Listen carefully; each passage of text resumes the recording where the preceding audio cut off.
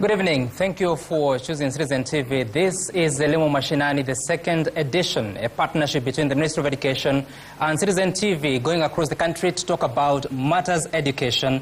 This evening we're coming to you live from the Pwani University, the home of more than 9,900 students, university students at different levels. And on the panel I have the Cabinet Secretary for Education, Julius Ogamba. I have the Principal Secretary for Basic Education, Professor Julius Bitok, the Principal Secretary of the Higher Education Department, that is Dr. Beatrice Inyangala, and Dr. Esther Moria, who is the PS TVET in the Ministry of Education. But also we have Mashirima Kapombe here with the audience. Mashirima? Naam, bila shaka tukiwa hapa ukumbini ambapo tuko na wageni mbali na wale ambao wako na Sam hapo mbele, tuko na wazazi, walimu, wanafunzi wa vyuo vikuu, wanafunzi wa shule za msingi pamoja na shule za sekondari pamoja na sekondari msingi, na wahadhiri ambao watakuwa wanachangia kwa kina mdahalo huu ambao utakuwa unahusu zaidi masuala ya kaunti ya Kilifi yanayohusiana na elimu. Lakini kwanza wacha tumpatie nafasi Sam Gituku ili kutupatia taswira ya jinsi hali ilivyo katika kaunti hii. And of course, Mashirima, we also have representation from different institutions, the Ministry of Education, from all the way from COOPS, the Placement Service. We have KICD, Kenya Institute of Special Education. We have Teacher Service Commission. We have Kenya Literature Bureau, as well as the Universities Fund. And we'll be having a conversation with all of them here. But first, let's take a look at the situation in Kilifi County. We begin by looking at the numbers in as far as the enrollment is concerned in Kilifi County. For primary education, you have, for ECD that is, you have 717 institutions, and out of that you have 47,910 learners in these institutions.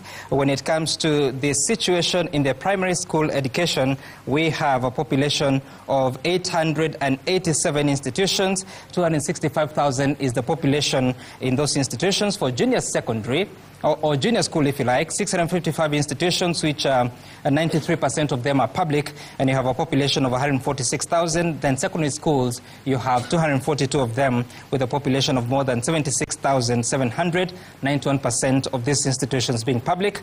At the national, at the other level of senior school, because of the transition with the competency-based education, the institutions that are clustered in terms of cluster 1, which would be national schools, we are talking about 8 institutions, which is 4% of the institutions in Kilifi. For extra county schools, or C2 category, there are 8, again 4%. For C3, which is county, it is 19 institutions at 10%. And for C4, this is sub-county institutions, they are the majority at a number of 153 institutions, talking about 82%. The other issue that we want us to focus on is the teacher shortage in this county. We are talking about primary institutions. They have a shortage of 7.3%. For junior school, we have a shortage of 61.3%, 61%. For secondary institutions, 38.7%, and for special needs education, 28% is the shortage in Kilifi County. And that's why we want us to begin by speaking to you, Waziri Julius Ogamba. If you had to reflect on that teacher shortage, and of course, the government has been having this plan of employing more teachers. We're now talking about more than 76,000 teachers and close to be 100. We still have this shortage of up to 61% for JS. What's happening in terms of deployment of even those positions? Thank you, Sam, and thank you everyone for this particular function. I want to take this opportunity to reflect on the shortage that we have of the teachers in the country. As you well know, the government has recently employed 76,000 teachers to cover that shortage, especially in junior school. And we are on the way to employ another 24,000 before December this year to make 100,000. And next year we'll employ another 16,000 to cover that shortage. You know that we are undergoing a very serious education reform in the country, and part of that reform touches on junior school, hence the challenge that we have with respect to teacher shortage. However, we are in the process of actually interrogating those numbers and ensuring that the numbers that we have reflect not only the teacher shortages but rationalization of deployment of the teachers. You'd find in an area like Kilifi, which is a hardship area largely, a number of teachers that are sometimes posted do not accept to come into this particular area because of the area that is a hardship area. Yep. In fact, there are instances where teachers do not even apply to be employed to come into this particular area. So there is the government's position that we need to do affirmative action and ensure that perhaps the teachers that are already employed by the BOMs in those institutions then are taken and employed by the TSC so that we can cover that shortage going forward. So it is something that we are looking at to ensure that we rationalize and balance so that we do not have a situation where certain areas in our country, because of the way they are, because of the weather patterns and the climate of those areas, we do not then get a lot of teachers or a lot of government employees wanting to work in those particular areas. So we are doing something about it. We are rationalizing.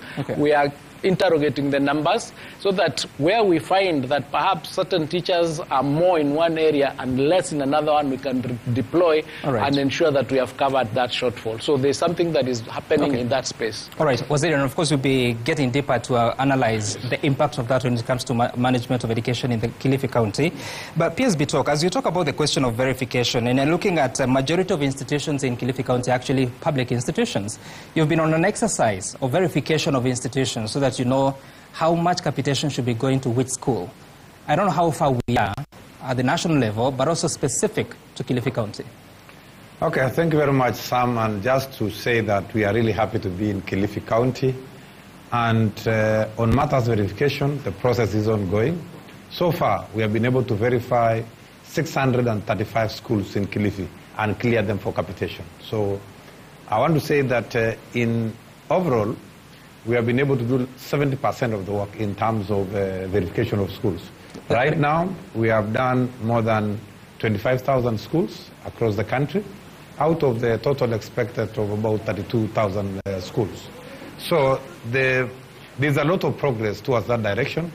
But as you are aware, the more you intensify the verification and the more you go towards the end, then the work becomes more tedious and it takes longer and longer time. So we had anticipated that we'd finish by this week on Friday, and we are working very hard to ensure that we are done by this week Friday.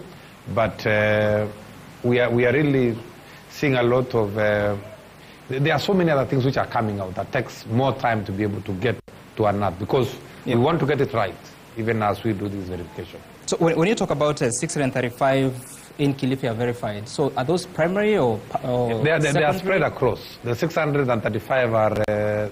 there's primary schools there, we have junior schools there, we have secondary schools there, and majority of the schools we have done are largely secondary school. So we're saying secondary school really need capitation as urgent as possible because of the way the secondary schools are structured. No, the reason I'm asking that question is because you said 70% is verified. Yes. But you look at the numbers, 887 primary schools, 655 JS, 242 secondary. That's about 1,600.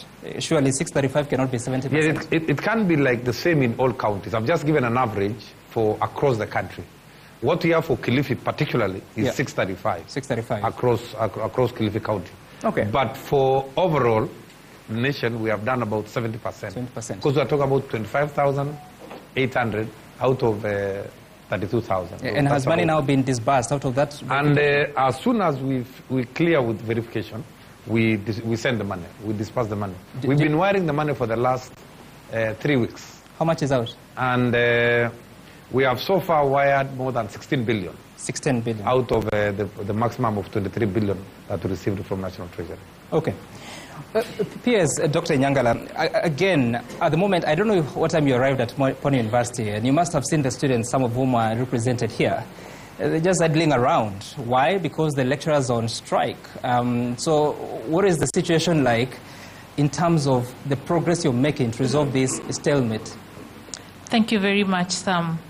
I'd like to confirm that the lecturers had an issue with the arrears for the CBA of 2022-2025, which we were paying in installments, but ever since, we have already paid the 2.73 billion shillings. And so then they raised the issue of a legacy debt. That is something that came out of court for the 2017-2021 CBA. So we are appealing to the lecturers that we have already resolved the current issue, and there's a lawful conciliation process that's going on. Tomorrow there's a meeting at the Ministry of Labor by the Minister with UWASU and the University Management and Council.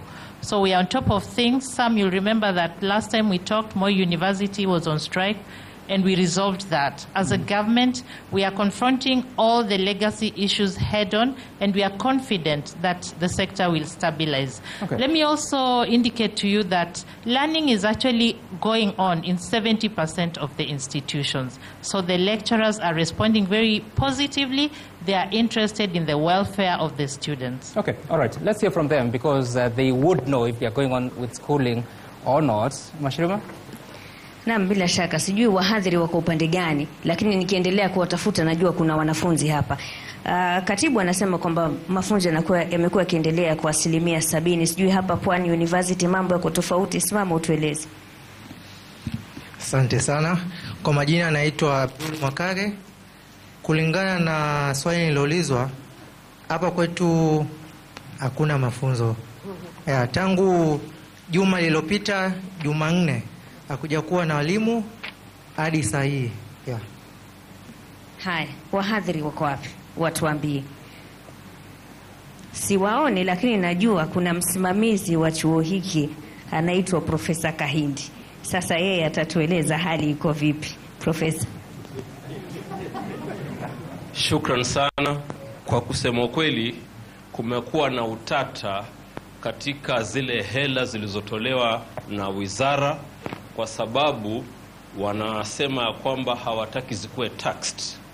Wanasema wakati ule walipoanza CBA hakukuwa na affordable housing na hakukuwa na SHA. Lakini sheria inasema unakatwa tax kulingana na wakati unapolipwa. Sasa huo ndo tata uliopo, na kesho nafikiria kwa ule mkutano utakokuwa Ministry of Labor hiyo itatatuliwa, halafu labda tutarudi kufundisha. Shukran sana. Asante sana. Sam, na kurudisha kwako. You know, Mashirima, I'm hearing a bit of reaction, but I don't know what they don't want to express themselves. Do you have more hands at the back there of what you want to say? Hakuna mtu anayeinua mkono. Mbona hamtaki kuzungumza? Mnajua hii fursa haiji kila siku. Okay, as you do that, PS and also perhaps CS, you can also chip in, because like she says, the last time we spoke, she told us that Moi University learning was going on, but when we inquired, actually it wasn't going on. I don't know if there's a sure assurance that you could give on dealing with this particular issue, because it keeps coming up, whether legacy or not. Yeah, well, some, as you know, the lecturers gave us strike notice on the basis of the 2.73 billion that was outstanding, and we promised we were going to make that payment. And that payment has since been made. Thereafter, the IPCCU went to court on this particular issue, and the court interdicted that particular strike. So as we speak, there is a court order that requires that the lecturers go back to class and go on with the conciliation so that the matter is resolved in a structured manner. So that, for example, the issue that Professor, you mentioned about taxation. Taxation is a legal issue, and it takes place whether, it's in the law. Whether you like it or not, taxation will take place. So these are not issues that, for example, then you can say, because we are being taxed, now we have to go on strike, and yet there is a court order. So there is a way that these things need to be done so that we do not disadvantage the students. Yeah. Because the students have come, they are learning. Some of them are new completely. And the issue that was on the table has been resolved to the extent of the 2.73 billion being paid.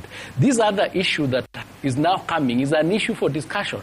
You can't discuss it and go on strike at the same time. Okay. So this is like introducing challenges along the way to make it difficult for us to resolve the issue.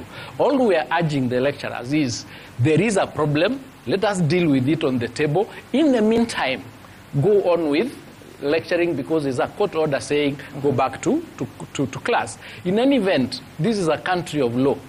and we must always follow the law so that we can be able to reason together. Well, that is all that we are urging them, so that we can resolve the matter. In fact, Sam, we've since resolved quite a good number of the problems that existed. Right. One of which was that they used to have this problem of undertaking negotiations of their CBAs almost at the end of the cycle. Okay. So that it becomes very, very difficult. So we said, can we negotiate at the beginning of the cycle so that we can be able to plan going forward? So these are things that we can discuss. So when you say that 2.7 billion shillings has been paid out, what does that mean? Okay, this is how it arose. The 2.73 billion was part of the CBA negotiations for the 2021-2025 cycle. But it was supposed to be paid in July. Then there was no money in July. There was a bit of a delay. We paid it in October. But we paid it after they had already issued the strike note. So we mentioned them and told them, since we paid, can you at least withdraw the notice? They didn't. That's how we went to court, and the court now issued that order interdicting their strike as you move to negotiate with the other issues. So that money, the 2.73 billion, has been paid to their accounts. So the lecturers have already received that money? Yes, Professor is here. He's the one who pays. He can confirm that money has actually been paid. Is that so, Professor? We can get a mic to him.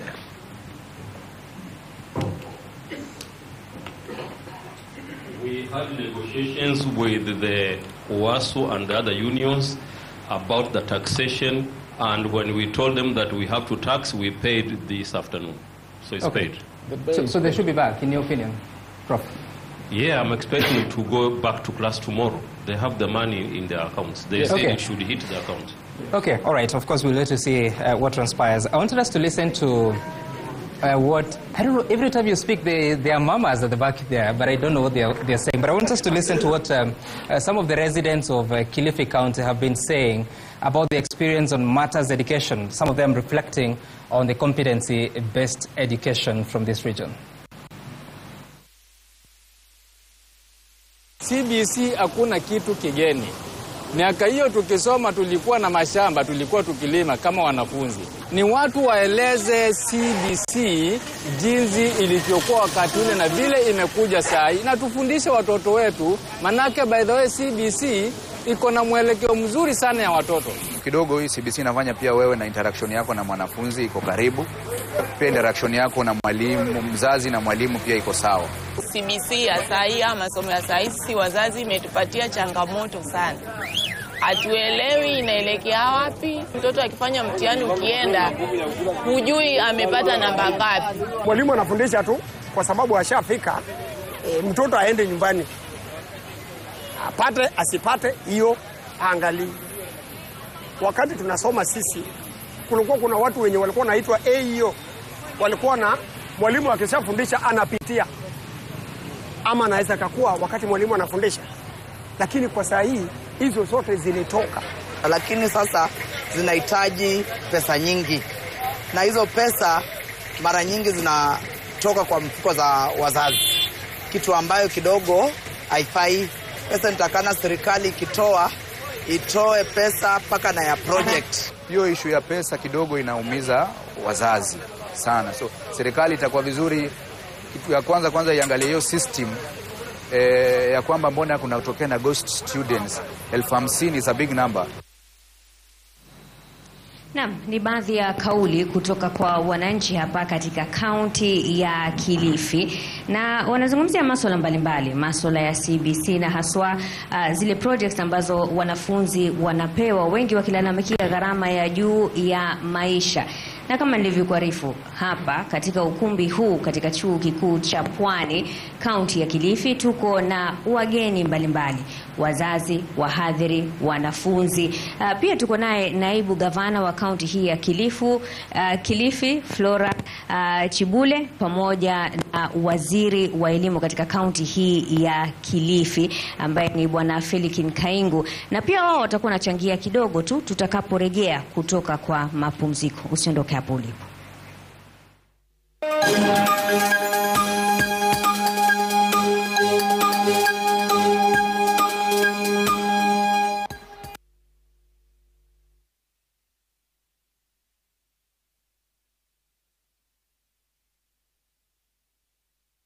Leo Dreams, Kesho Goals. All right, welcome back. You're still watching ELIMU MASHINANI, coming to you live from Pwani University. We're hosting the Cabinet Secretary for Education and the 3 PSAs within that ministry. And at the same time, we have representation from the Kenya Education Management Institute. Dr. Maurice Odondo is the CEO, and he is here, as well as the Kenya National Commission for UNESCO CEO, Dr. James Njogu. Now, I want us to focus on the situation, because even if you spend, whatever you spend, you have to see the results. So what is the outcome of Kilifi County when it comes to national examinations? You're focusing on KCSE results of 2024, the examination that was sat sometime last year. Let's just take a look at the performance that the learners posted. Out of more than 20,000 learners, C+ and above, there was only 10% of the class scoring that, meaning that only 10% of the class in Kilifi County would proceed to the university level. Now, the same percentage got an E, that is 10% of them scored grade E, something to think about.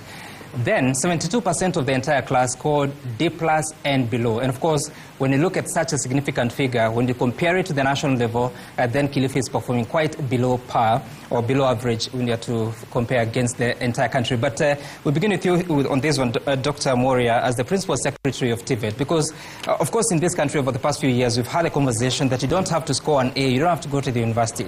But when 72% are scoring D+ and below, and you look at the TVET institutions that we have in this county, they don't look sufficient for that significant number.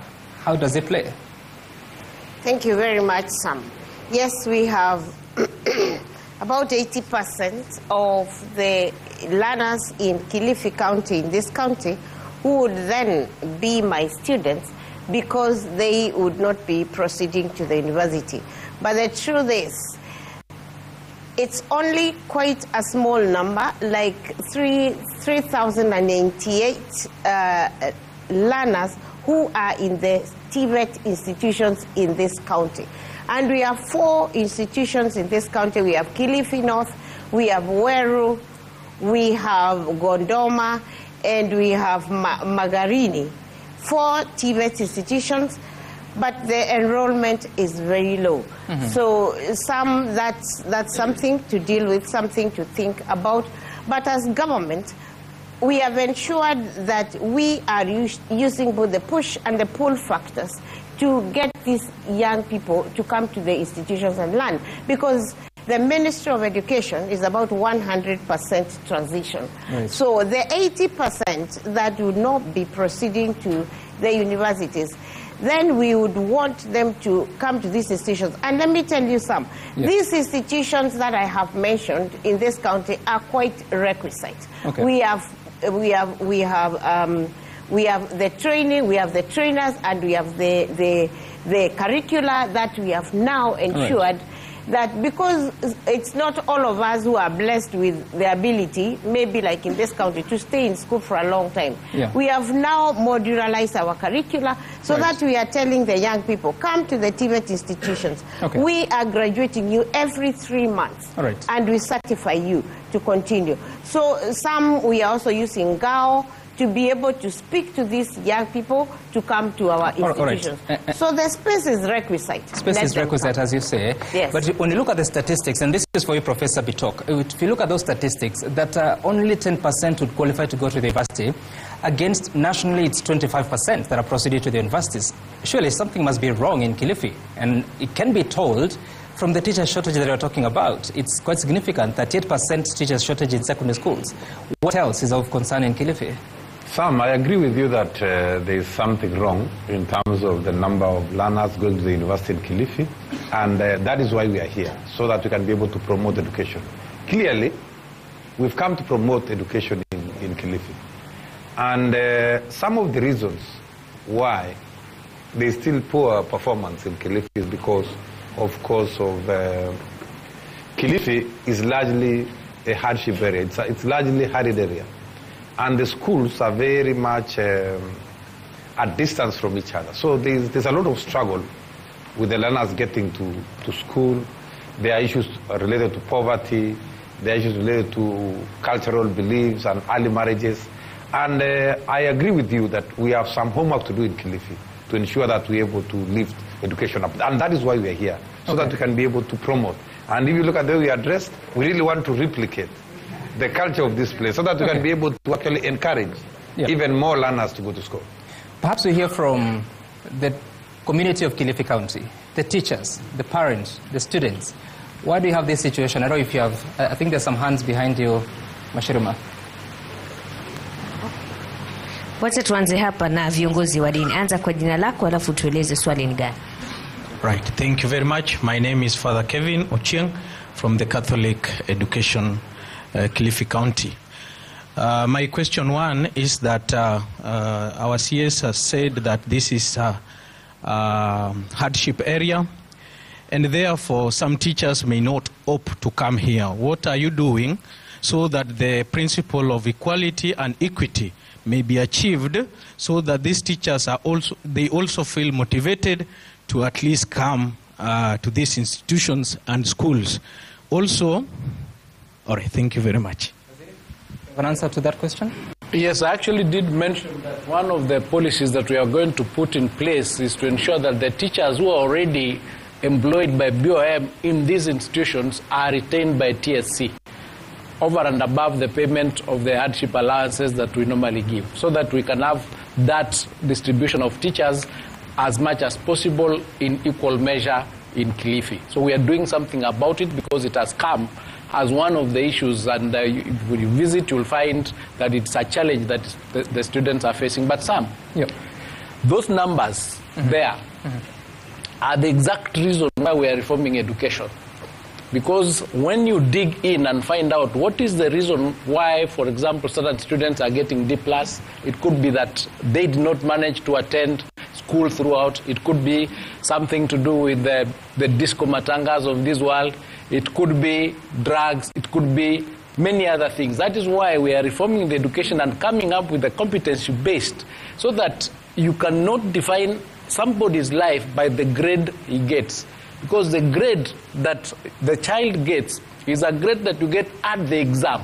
So that whatever else that child had done all the years in school do not count. But under the competency-based, whatever you've done in primary, whatever you've done in junior school counts, so that you can be able to go to university based on the marks that you've always got, even when you are doing classwork. But is there a solid study to establish what's the problem in Kilifi and other parts in the country? The study that we have is what led to the reforms that we are doing. Because it was discovered that, for example, if I'm going to do an exam today and I fall sick, I don't get the grade that I normally used to get. That grade pulls my results down, and I end up not going to university.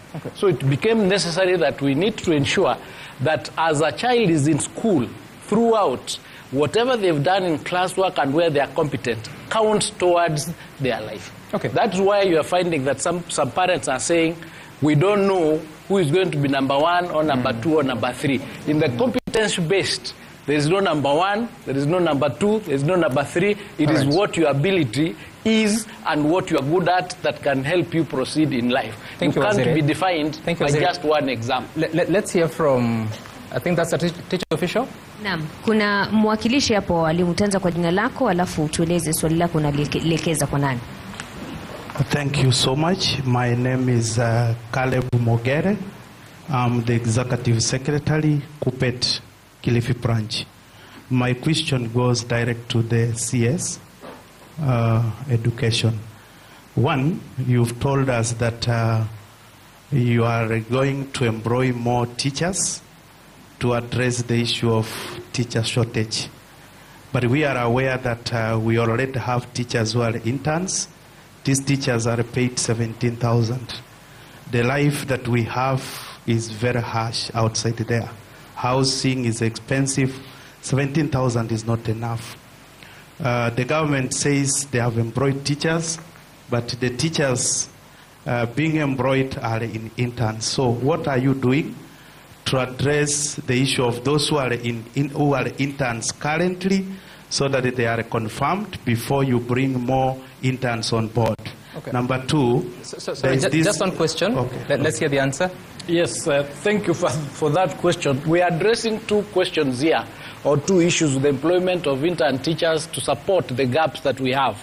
On one hand, we are being able to remove them from unemployment, and on the other hand, we are addressing the issue of the teacher shortages. Once the internship comes to an end, these teachers transition automatically to become confirmed, and therefore their pay goes up. So that is what we are doing, and that's a process. You start from the internship, you do 1 year, 2 years, then when you transition, just like we did the 46,000 that we did for January 2025, we transition them and they become permanent and pensionable. Oh, all right, and as we get another question, P.S. Inyangala, so when you reflect on only 10% making it to the university, what does that say about education equality or inequality in the country? Because there are certain counties that have a higher proportion going to the universities, yet everyone is a taxpayer. Thank you very much, Sam. The first thing I would like to raise is the fact that we do have students in other schools nationally who come from Kilifi County. So this is a nice figure, but really it does not tell us the whole story. But that said, obviously we would want to give an equal chance to students who study here, even from other counties, to access university education. And that's why we have mentorship programs, we have remedial programs to try and enable these students perform better in their exams.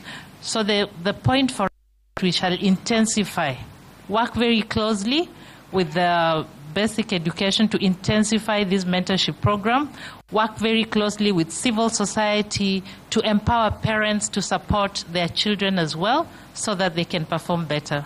Okay, all right. Questions, Mashirima? Kuna mmoja yuko hapa nyuma yangu. Okay, jina langu naitwa Chiguba Morris Nyale, mwenyekiti wa chama cha walimu cha KUPPET tawi la Kilifi. Waziri amekiri hapa kwamba Kilifi ni hardship area. Mimi nimepetition the government through the parliament kupitia mbunge wangu wa Kilifi South, Honorable Ken Chonga. Na nilivyoweka petition pale bungeni, the chairman public petition committee alikubaliana na mimi kwamba eneo la Chonyi linafaa kuwa gazetted as a hardship area. Tarehe 15 mwezi wa 4 alienda bungeni na akatamka hilo tamko. Kufikia sasa hakuna kinachoendelea. So nataka kusikia kutoka kwake kama hayo mambo atayafanyaje ili Chonyi ikuwe gazetted as a hardship area. Thank you. All right. I don't know if Waziri have an answer to that. Yes, I can quickly answer and inform the teacher there that as a government is currently undertaking an harmonization exercise of all the hardship areas across the country for gazettement. Remember, there was an issue that recently came about degazetting certain areas. There was a hue and cry. So we said, let us harmonize the whole country and find out which areas need to be determined as hardship so that we can gazette them for the proper allowances to be paid across the board. That is supposed to be harmonized across the board for both teachers and other public servants, because it so happened that sometimes you'd find under the TSC an area is not gazetted as a hardship area, under the public service it is gazetted as an hardship area and it is the same place, so there's conflict. So that harmonization exercise is taking place to ensure that we have a proper gazetted areas across the country in a registry. And Mashirima and the audience, I don't know if you have any concerns or questions from the audience, because when you have such kind of an outcome, of course, issues of human resource are important, the teachers themselves. But the teachers can also tell us what is wrong in the classroom that you are posting such. That's what we're here. Kabla tupate mwalimu, labda tusikize kutoka kwa mzazi hapa kutoka Rabai. Asante. Naitwa George Masha. Swali langu linaenda kwa waziri moja kwa moja. Tunaambiwa kwamba walimu ama wakuu wa walimu wanapeleka orodha ya wanafunzi kwa ajili ya pesa ya capitation. Na shule zote zinapeleka orodha, na zikipeleka pesa ikija kwanza haiji vile ambavyo orodha iko, inaletwa kiwango cha chini zaidi. Pesa hiyo hiyo ikija wakati mwingine inakuja kuchelewa mpaka inakuwa mambo mengine hata haya yashapitwa na wakati. Tena wakati huo hiyo pesa ikipelekwa katika shule zile ambazo zinapelekwa, unakuta kwamba jirani yangu amepata, mimi siko katika hiyo orodha kabisa ya kuletewa pesa, ilhali tumepeleka pesa pamoja. Tunaomba tupate kuelewa kuhusu hayo mambo matatu. Asante. All right. Your question is to Waziri. Ndio. Okay. I can respond quickly, Sam. Yeah. The question of capitation is a question that has faced this country for a long time, both in delays and insufficiency. That is the reason why we are undertaking the verification exercise, so that we know how many students do we have. Because the government policy is to pay a specific rate per child. If it is secondary school, it's 22,240. If it is junior school, it's 15,000. If it is primary, it is 1,540. What happens is this. Because we did not have a clear number of the students that we have, every time the ministry budgets and says we have 12 million students, for example, and submit the budget to Parliament and Treasury, because everybody knows the numbers are incorrect or we do not have an exact number, Parliament and Treasury sometimes deducts or cuts, slashes that budget by 20%, by 15%, by whatever. That then affects the amount of money that would come to the ministry to go to the schools.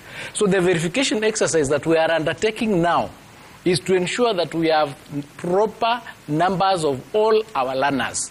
And we are doing it from grade 1 all the way to grade to Form 4 currently. So that we have how many children do we have in each class, are they female, are they male, so that we can ensure that going forward we are able to collect that information and have the continuous number. Once we have that number and everybody accepts that this is the right number, then Parliament would not be able to slash that budget because it is in the policy. Okay. So this is what we are doing to ensure that even those late delays are resolved.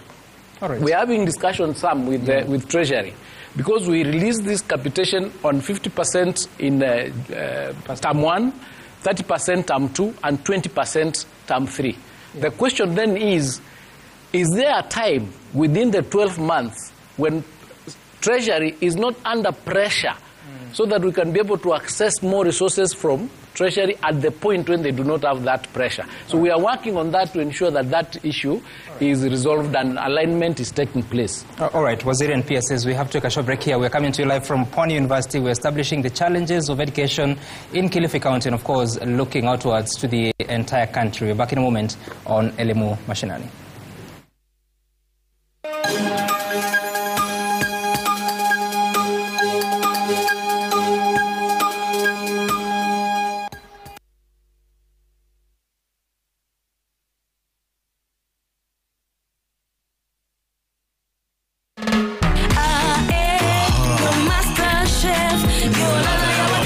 Elimu katika kaunti hii nambari 003, na kuna maswali mengi tu kutoka kwa wageni wetu hapa, na ningependa kupata mwanafunzi mmoja aweze kutueleza hali iko vipi katika shule kaunti hii ya Kilifi.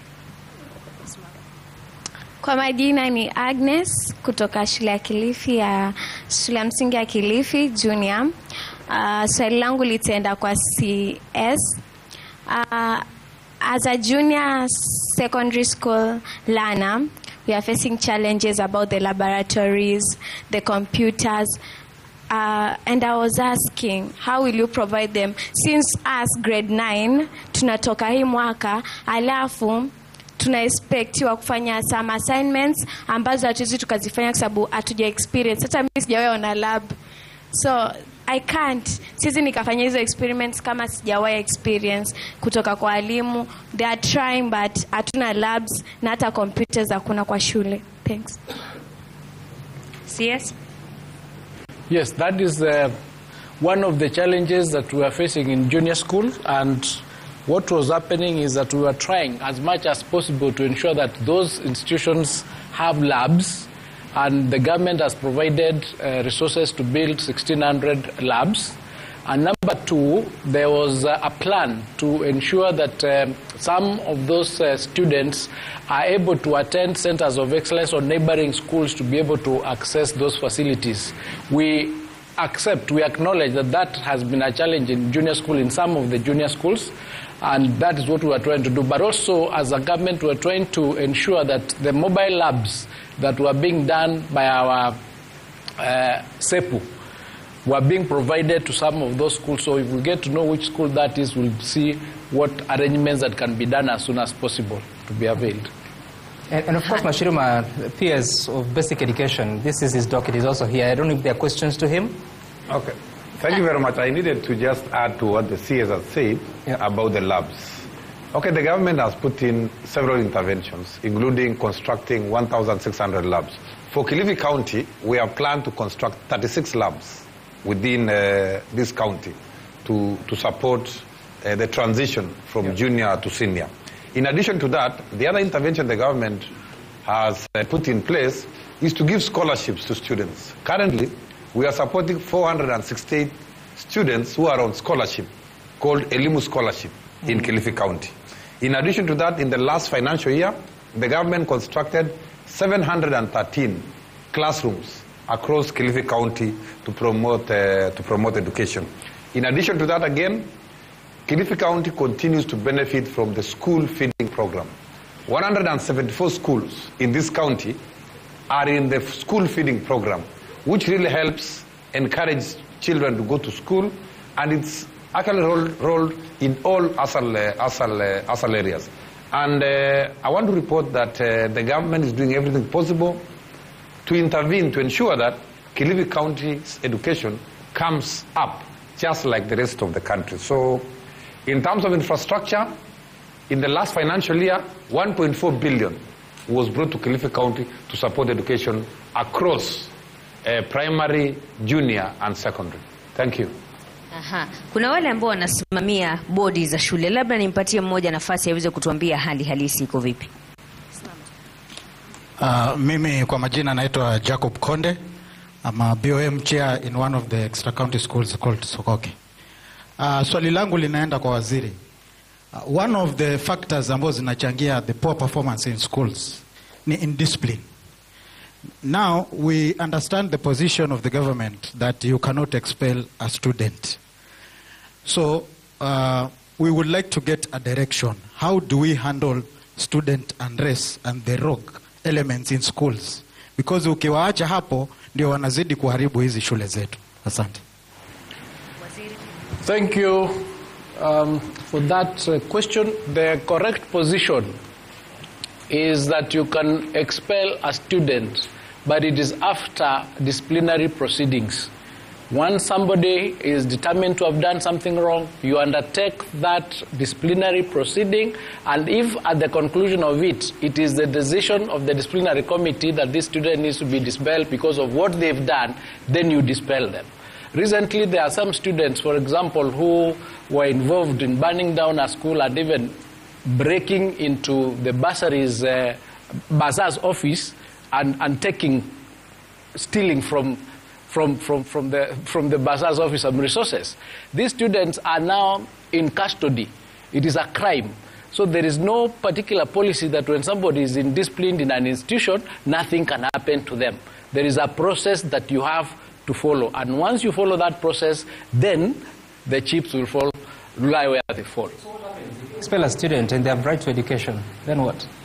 But it depends. What I'm saying is you have to go through the process of the disciplinary, because you have to weigh. Do you leave the student to burn the school because he has a right to education? That's what I'm asking. There has to be a process of ensuring that this child is disciplined and he goes through that process. So they expel, let's say they inform 2 or 3. Do they ever come back to school even if it's a different institution, or they are forever? What will normally happen is, for example, if the child was going to do exams, they'll do the exams from outside. They will not remain in the institution to do exams from inside the institution. In Form 3? The same thing. The same thing happens. They learn from home? Yeah, they learn from home. You have to... Okay. Some more questions. Some more questions from the audience? The long and short of it, Sam, is that discipline has to be adhered to. The rules in the school have to be adhered to. And you cannot move the child from one school, you take him to another one, and he keeps committing that offense. So you have to weigh. But the process, the process has to be done. The hearing proceedings has to be done. The parents are involved, and everybody then agrees that that is the decision that has been made. Okay. Kuna swali hapa kuhusiana na vyuo vya kiufundi. Thank you so much. My beautiful name is Andrew Muteti. I'm the conference president here in Pond University and Kilifi at large. Number one, I would like to challenge our CS. There is a statement that really annoys me in education. There is no money in education. During your tenure as CS education, kindly delete that one from vocabulary of Kenya and our communication, because a critical sector of education saying that hakuna pesa really disappoints me. CS TVET, you pointed something. You said there is low enrollment in TVET institutions. Here in Pond University, we have a TVET branch. Our TVET branch is housing like 600 students. Looking at the population I've seen and the data, we should be 2,000 plus because we have the facility. Now, I want to respond to you because there is no solid study establishing the reason why there is low enrollment in TVET. It is affordability of the courses in TVET students, in TVET institution. And two, these TVET students, they don't receive help. I've seen stakeholders from HELB and University Funding Board. These students are been storming my office. They want the small bursary we have, but it cannot cater for the amount of fees that is required. Okay. So kindly, these students are requesting to be considered and they should be HELB beneficiaries. Thank you. Yes. Yes, we go with you first. Yes, it's okay. Your mic is okay. Yes. Funding may be one of the factors responsible for the low enrollment in the institutions, in the TVET institutions, including the ones I spoke about. But really, I am confident that help disbursement has been happening, maybe not to the exact requirement of the student, but help has been doing their best, and I'm sure the people responsible for help are right here. So we are doing our best to pay as per the application of the students. It may not be absolutely requisite, but we are doing our best to release the help and scholarship to the TVET students. Perhaps on that question, because he's talking about there's some TVET wing at one university. Yes. There's also a policy to remove TVET from universities. Is that so? That policy did not quite work. Actually, it wasn't, CS, correct me if I'm wrong, it wasn't removing the TVETs from the institutions, but the diploma and the certificate training from the university space. But it quite did not work, and this has gone on. Maybe the CS could guide us on the policy direction on that one. Waziri? Yes, there is no policy to remove TVET from universities. In fact, a lot of universities now have a TVET department which is really assisting them in a number of things. So it wasn't a government policy that removed TVET from universities, as long as you are dealing with it based on the programs of TVET. So for example, we are doing modularization right now. We expect that the TVETs in the universities will. So if you studied in a TVET institution, what do you graduate with? Several things. Like you can get a certificate. Yeah. For example, if you come to an institution and you want to study masonry, right? You will get a certificate showing that you've done masonry. If you want to come and do electrical engineering, you can graduate with a diploma depending on the number of modules you've done. She also said that diplomas are being removed from the universities. At that point. Maybe try PS in Nyangala. So what is the position? Thank you very much, Sam. Universities have the best brains, as we know, and the world over, certificates and diplomas are part and parcel of university education. I mean, look even at Harvard. We have the top leaders all over the world going to Harvard to get a certificate, to get a diploma in leadership. So this is not a anything that will go away. We'll also take note that universities have excess capacity, so this capacity cannot be wasted. It is then used, again, to support human capital development in various forms, and of course, one of their mandate is also to support lifelong education. Okay, some more questions? There is one that the President asked that I would like to respond to on the question of no money in education. That's not exactly what we were saying. Actually, education in this country takes the lion's share of the budget. Like the 25-26 financial year, we are receiving 702.7 billion, which is almost 30% of the budget. It is the highest. So it is how to utilize those resources, rationalization on how to utilize those resources, and that's why we are doing like this verification exercise to ensure that the resources that we are receiving as a ministry are properly utilized so that they can reach the highest number of students. Thank you. All right, Mashirima. Na maswali ni mengi, manake kama unavyotazama hapa wengi wameinua mikono, inaonekana mdahalo sasa ndio umechacha, lakini itabidi tupumzike kidogo, tuwasikize wananchi wa kaunti ya Kilifi kabla ya kuwapa nafasi wale ambao wako hapa ndani. Tutarejea baada ya mapumziko mafupi. Good. Watoto wengi wako nyumbani hawaendi shule, na ukijaribu kuangalia hizo pesa wakati mwingi uwe na faidi matajiri, si maskini. Manake wale ambao wanayopewa hiyo pesa wakaangalia watoto ambao wajiwezi, kusema ule ukweli, wanaangalia maybe watu wao wa karibu. CDF iko kweli, lakini unakuta iko selective. Selective in a way that wenye wanapewa hiyo pesa ni watu ambao wanajulikana. Paka wewe unajulikana wewe ni wanani ndio upate CDF. Nilimaliza shule 1998 na ukiangalia hiyo duration ya 1998 mpaka sasa bado kuna wanafunzi wanapitia changamoto zile nilizopitia. Na wakati huo tukiangalia muundo msingi wa mashule ama infrastructure ilikuwa mbaya. Kwa sababu sisi nakumbuka pale Marikebuni primary tulikuwa tunakaa chini, na tukiangalia tunaambiwa kwamba elimu imekuwa kipaumbele. Pesa wamepewa walimu wamepewa pesa. Lakini tukiangalia watu wako hivyo hivyo.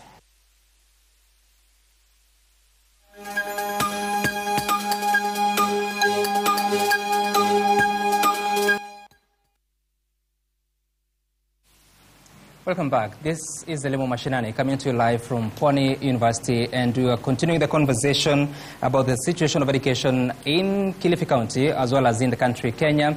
Waziri, that question by Agnes, there appears to be some dissatisfaction with the answer, because Agnes was talking about she has had to wait until now. She's in grade 9 going to grade 10.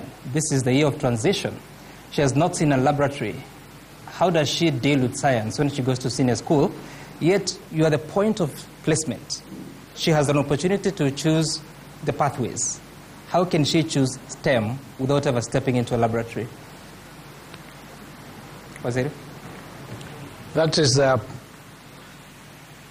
challenge that I was mentioning, that there are some situations where some of the schools have not had the opportunity to expose their children to the labs because they didn't have it in that particular school. And in these particular cases, we're encouraging the teachers to at least work with even neighboring schools to make sure that at least these students have had a chance and opportunity to participate in a lab, so that the transition then becomes that much easier. In the transition, that's why we are saying we are providing the 1,600 laboratories, which have been selected from schools that do not completely have laboratories, the assessment that was done. But also remember, Sam, it is not all the schools that were given the opportunity to have the junior school students. This was selected from across the country, and therefore there was those challenges that existed, and we're encouraging the teachers through the retooling and everything else to see. That's okay. Yes. Agnes is here. Yes. Her question is specific to her and her classmates. I hear you. It is a specific. I agree that it's a specific question and it's a challenge, especially if she wanted to take the pathway of science, STEM. So that is a challenge I think that we can take up and see what we can do for that kind of students existing, because now it is clear that there are some institutions that have not taken up the advice and the guidance that we gave, that you can go to a neighboring school and see that the children... Waziri, when is the JS assessment? When is the assessment for grade 9? The assessment. The assessment for grade 9? Yes. When is it? It's coming in November. So what will she do? Yeah. In September? You put me in a situation. Yeah. So yes. There's an answer from the Vice Chancellor. Yeah, with your permission, and if it is allowed, I don't know, I can offer, if they're from a neighboring place in Kilifi, you can come to Pwani, we can arrange for you to have the laboratory done. Yeah, the whole school. Thank you. See, they have junior second. That's right? Let them come. Okay. That is the neighborhood solutions that I was talking to, alluding to, and the teachers would have taken that as a step forward and found that solution. Let's hear from the audience. Kuna swali hapa, manake ukianza Sam, ulitoa takwimu pia kuhusiana na wanafunzi wanaoishi na ulemavu. Hebu tuweze kuwasikiza wanasemaje. Asante sana. My name is Jacob Marua Syria, and my question goes to Honorable Waziri. The universal philosophy advocates for inclusion or leaving no one behind. So my concern is, how inclusive is the curriculum designed to address the same? And what is the affirmative approach from the state side to cater for the expenses of the learning process for the persons with the disability, so that we can now advance the number or the enrollment? Sante. All right. Thank you. Is there an answer? Yes, there is. What the government does is that for the children with disabilities, the amount of money that we allocate each child is increased by 32,000. So we give 22,000, for example, plus 32,000, so that 32,000 now caters for the special needs for those children in order for them to be able to be brought up to the level of the other students. Thank you. Ni kama wanafunzi wameona Agnes anajibiwa, pia wao wana maswali yao. Thank you. My name is John Target from Kilifi Primary, Kilifi Junior School. This question goes to the CS. According to our learning areas, yes, we do them, but there are some added logistics or textbooks which were published this term, yet we have to cover from the beginning of the textbook to the last. So the thing that I'm asking or suggesting, maybe if we could publish those textbooks earlier, so that we may have some time to work on the learning and to understand them as well. Because as we are closing this year, there is a lot that you can get, and there are some concepts that we can't understand without the patience of waiting. Thank you. Yes, you want to take that? Yes, thank you for that question. In terms of textbooks, I do recall last year around October, we did print out or publish 9.9 textbooks for grade 9 for the team that was moving from grade 8 to grade 9, and those textbooks were distributed to schools by December, so that when January arrived and students were going to schools, the textbooks were in place. We did indicate to the heads of institutions that should you not have gotten your textbooks, they were to reach out to KICD so that those textbooks can be provided early enough. The textbooks that we are now dealing with are textbooks for grade 10, which are going to be starting to be published and delivered to schools by December, so that in January, when you are coming to grade 10, your textbooks are in place. Thank you. Okay. PS, do you have something to add about that? Maybe just to add to what Waziri is saying is that in Kilifi County, in terms of textbooks, the distribution is 1-to-1 as at now. And it is the national average.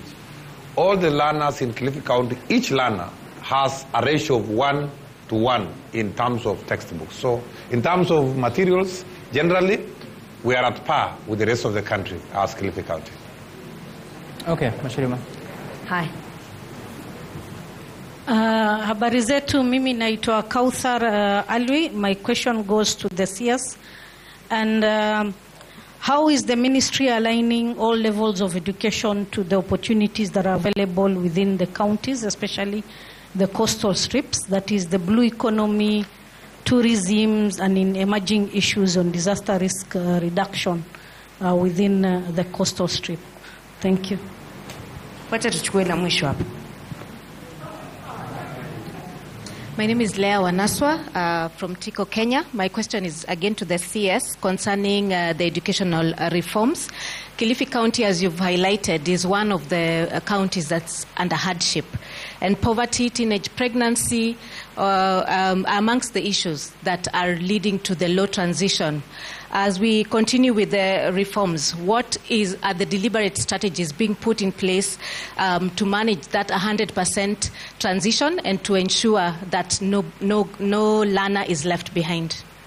All right, Jose. Thank you. To the first question on what the ministry is doing to align our programs and curricula, in fact, today in the morning and the whole of this week, there is a conference that is taking place in Mombasa of all the education sector players, so that we can start working towards ensuring that we align all our programs to industry linkages, so that, for example, if it's at the coast province where we need marine, for example, we can align the University of Pwani to do programs related to that marine in order for them to benefit. So that discussion is taking place to inform policy, to make the changes that need to be done across the country, so that going forward, we do not produce graduates for whom we have nowhere to take them on, for whom we have nowhere to work. Okay. The second question on the hardship, teenage pregnancy, and what we are doing to transition, we are working with everybody, including the Ngao team, including the community, so that the parents, so that each one of us plays their role. Take, for example, disco matanga, which causes problems in an area like this. If we do not work with the Ngao team, that is the Ministry of Interior officials and the parents, we will not be able to resolve that problem.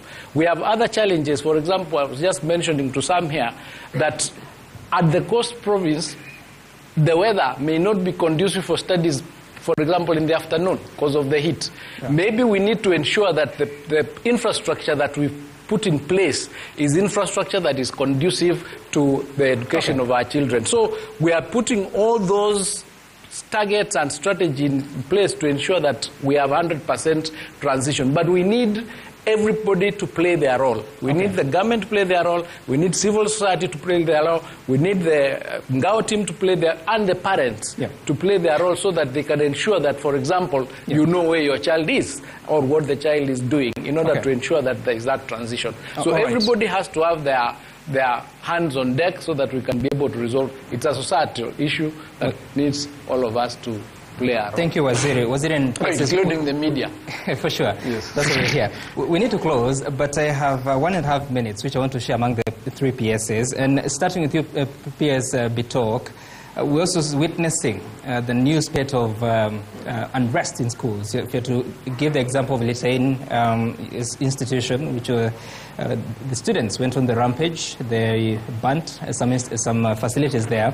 We're also receiving reports that more schools, particularly in Kericho County, have also done the same. What's happening there as you close?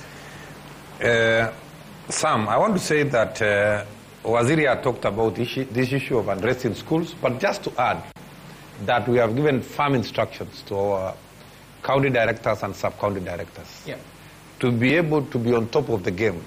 If they suspect there is any school which is likely to create any disturbance, they should be able to arrest, they should be able to hold meetings with the teachers and students as soon as possible to counter any intended destruction of property and so on. So we are very clear in our minds. No student will be allowed to destroy property and go scot-free. We'll take them through the disciplinary action as indicated by the CS. But I want to call upon all the stakeholders. It is the duty of everybody, including parents, including the religious leaders. Let us ensure that we are vigilant in our schools. This is a very delicate term, and we don't want any disturbance in our schools, and We know some of the disturbances are caused because of stress and so on, yes. But we have asked our team to be very vigilant. All right, Professor. Daktari, your final word in 20 seconds, if you can. Yeah. Sorry. In the reform process, we are working with universities to focus in areas where they have comparative advantage. So going forward, you'll see oases of quality, centers of excellence in each university. Thank you. Okay, Dr. Moria. In addition, to ensure 100% transition, we also have creches in the TVET institutions. We are continuing to develop them so that the young fathers and the young mothers can come with their children. We will take care of them as they go to class. Thank you so much, Dr. Moria, Waziri Julius Ogamba, PS Professor Bitok, and Professor Dr. Inyangala. Mashirima? Naam, bila shaka kuna mengi ambayo tungependa kuzungumzia, lakini muda haunasi. Asante sana, tutakutana wakati mwingine katika kaunti nyingine kwenye elimu mashinani. Naitwa Mashirima Kapombe na kutakia usiku mwema. Can you put your hands together?